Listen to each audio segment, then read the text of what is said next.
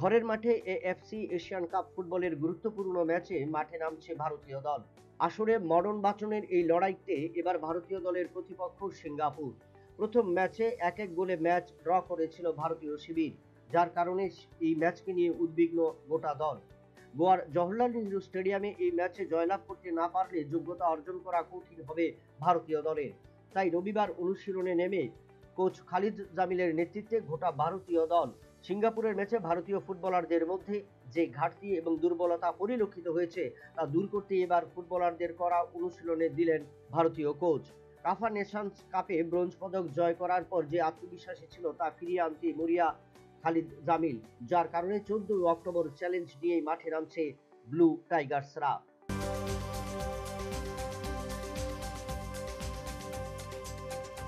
অস্ট্রেলিয়ার বিরুদ্ধে মহিলা বিশ্বকাপে রেকর্ড রান সংগ্রহ করল ভারতীয় দল। এর আগে বিশ্বকাপে ভারতীয় দলের সর্বোচ্চ রান ছিল 317। তবে রবিবার অস্ট্রেলিয়ার বিরুদ্ধে ভারতীয় দল সংগ্রহ করল 333 রান, যার মধ্যে স্মৃতি মান্দানার 66 বলে 80 রান ছিল উল্লেখযোগ্য।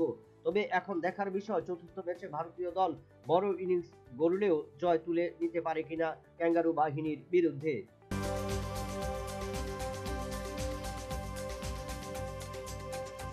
দিল্লির অরুণ জেটলি স্টেডিয়ামে নতুন বিশ্ব রেকর্ড করলেন ভারতীয় স্পিন বোলার কুলদীপ যাদব।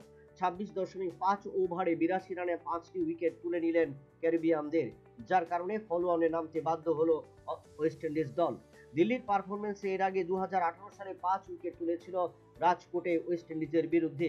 এরপর 2019, 2022 এবং 2024 সালের পর আরও 5 উইকেট নিলেন কুলদীপ যাদব, যার কারণে ভারতীয় বোলারদের হিসেবে দিল্লির উইকেটে সবচেয়ে বেশি উইকেট সংগ্রহ করলেন কুলদীপ যাদব।